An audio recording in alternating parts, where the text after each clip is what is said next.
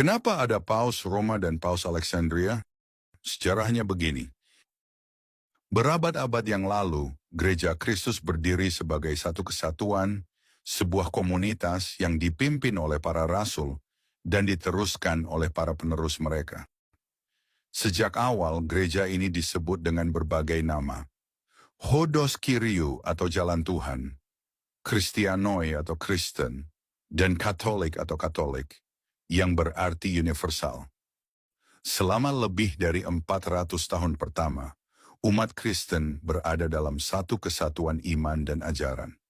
Namun, perjalanan sejarah membawa tantangan yang mengunci persatuan itu. Pada tahun 431, Konsili Efesus diadakan untuk menjawab berbagai ajaran yang dianggap menyimpang dari iman yang telah diwariskan. Dari sinilah muncul perpecahan pertama.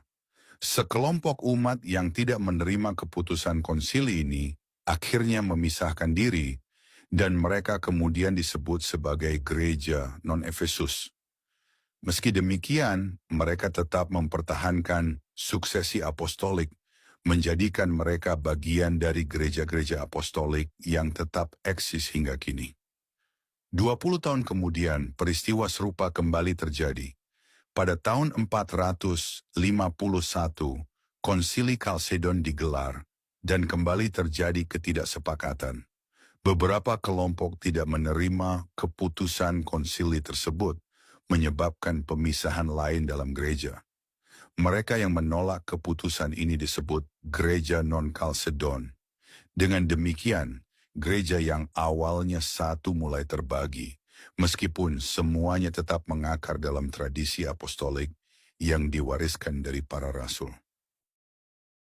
Perpecahan yang semakin besar terjadi pada tahun 1054, yang dikenal sebagai skisma besar antara gereja barat dan gereja timur.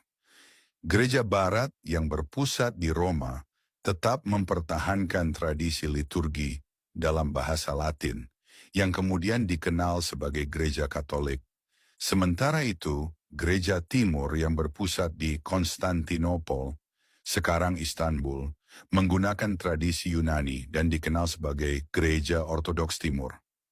Namun di luar dua kelompok besar ini, ada pula gereja Ortodoks Oriental yang berasal dari kelompok non-Kalsedon dan tetap bertahan hingga kini. Gereja ini berpusat di Alexandria, Mesir, dan dipimpin oleh seorang paus. Ya, jangan terkejut. Selain Paus Roma, ada pula Paus